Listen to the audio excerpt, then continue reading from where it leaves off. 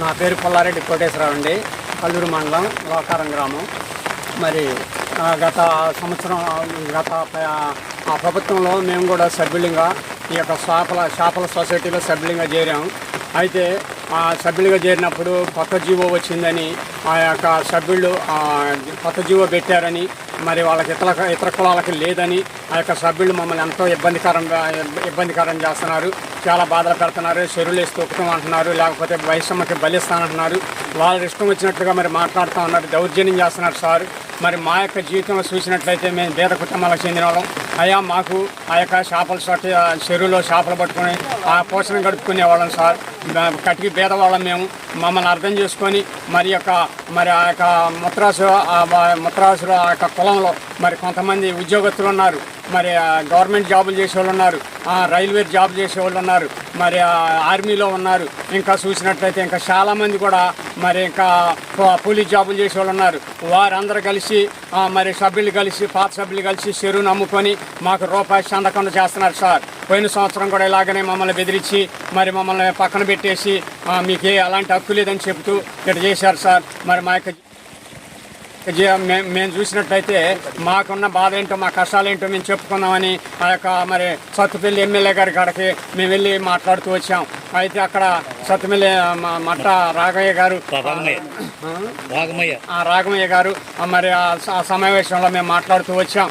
అయితే అక్కడ ఎమ్మెల్యే గారు అన్నారు, నేను మాట్లాడతానయా, మరి పరిష్కారం చేస్తాను, అసలు ఏంటో మీ యొక్క సమస్య ఏంటో నేను తెలుసుకుంటానని మరి ఏడీ గారికి ఫోన్ చేయడం జరిగింది సార్. మరి ఫోన్ చేసినప్పుడు ఏడీ గారు అన్నారు, మరి వాళ్ళు పాత సభ్యులే సారు, ఇప్పుడు తీసేయడానికి లేదు, వాళ్ళకి హక్కు ఉన్నది అని ఏడీ గారు కూడా ఎమ్మెల్యే గారితో చెప్పడం జరిగింది సార్. మరి అప్పుడు జరిగినప్పుడు ఇదిగో చూడు, ఏడీ గారికి మనకి కాగితాలు కూడా ఇచ్చారు కదా, మీకు దీంట్లో పూర్తి హక్కు ఉందని చూపెట్టారు, మాకు కూడా మీకేం పర్లేదన్నారు ఎమ్మెల్యే గారు కూడా. ఆ ధైర్యంతోనే మేము వెనక్కి వచ్చేసాం. మళ్ళీ ఇంటికి వచ్చినాక మళ్ళీ ఈ పాత సభ్యులందరూ కూడుకొని మరి ఆ యొక్క చెరువు అమ్ముకోవడం జరుగుతుంది. అప్పుడు వచ్చి మేము అడ్డం తిరిగాం. ఆ ఏడీ గారు చెరువులోకి వెళ్ళి చేపలు పట్టుకోమంటున్నారు, మమ్మల్ని 30 మందిని కూడా దిగి చేపలు పట్టమంటున్నారు. అయితే గొడవ జరిగిద్దామని మేము పెద్దల ద్వారా మేము పరిష్కారం చేసుకుందామని మీ దగ్గరకు వచ్చాం సార్. మా యొక్క జీవితంలో చూసినట్లయితే చాలా ఇబ్బందికరం పెడుతున్నారు సార్ వీళ్ళు. మరి అక్కడ మాట్లాడాను మేము. మరి ఏడీ గారు మీకంత ఎక్కువ ఉందో మాకంత ఎక్కువ ఉందని ఏడీ గారు మరి చెప్పారు. నేను వీళ్ళని ప్రశ్నిస్తే రైల్వే జాబ్ చేసే కొండ, ఆ కాచిపోయిన కొండ ఆ అబ్బాయి ఏం చేస్తానంటే, మీకు ఎలాంటి హక్కు లేదు, నీకు కనుక మీకు హక్కు ఉన్నట్టయితే నేనే వచ్చి చేస్తాను, అది దాన్ని మమ్మల్ని చాలా బెదిరిస్తున్నాడు సార్. మరి ఆ ఏడీ గారిని కూడా బెదిరిస్తున్నాడు, చాలా ఇబ్బంది పెడుతున్నాడు.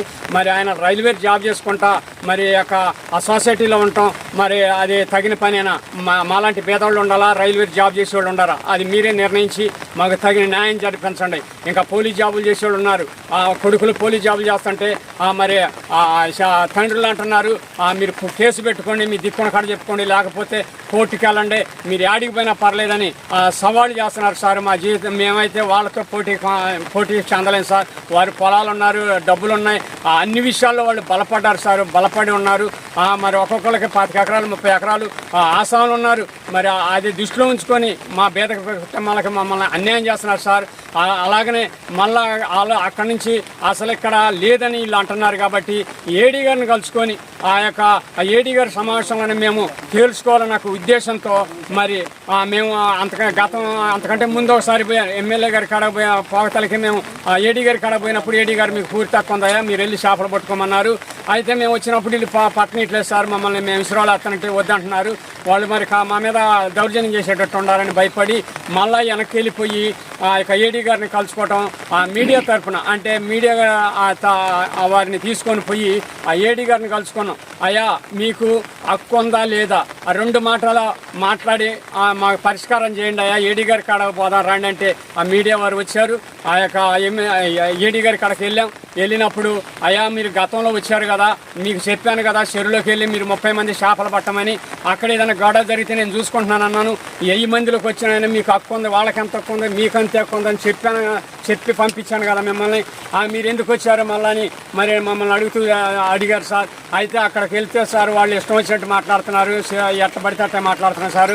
మీ దగ్గర నుంచి ఒక లెటర్ అనేది తీసుకురామని కోరుకుంటున్నారు సార్ అని మేము అడిగినప్పుడు, అయ్యా మిమ్మల్ని గతంలో ఏడీ గారు ఉన్నప్పుడు చేర్చారు, ఇప్పుడు నేను కొత్తవాడిని కదా, అయితే దాన్ని పూర్తి చేయాలని జీవో ఉంది కాబట్టి నేను చేసేసాను, దాంట్లో నాదేం ఉండదు, నేను మట్టికి చెప్పాను మీకు, వాళ్ళకు కూడా చెప్పాను, వాళ్ళు వినిపించుకోవట్లేదు, మరి దాన్ని బట్టి మీరేం చేస్తారో చేయండి, శరీరంలో చేపలు పట్టండి అంటే అప్పుడు మీడియా వారు, అయ్యా నువ్వేం హక్కు ఉందంటున్నావు, వాళ్ళేం హక్కు లేదంటున్నారు, వాళ్ళని ఇబ్బంది పెడుతున్నారు, మీరు ఇచ్చిన కాగితాలు ఉన్నాయి సార్, వాటితో ఒక ఫోటో తీసుకుంటామని ఆ యొక్క మీడియా వారు అడిగినప్పుడు, నాకేం భయం అయ్యా, వాళ్ళకి పూర్తి హక్కు ఉంది రాండి అని ఆ యొక్క మీ ఏడీ గారు మా ఇద్దరిని తీసుకొని ఇక్కడ మరి ఆ కాగితాలు పట్టుకొని ఒక ఫోటో తీసుకున్నారు.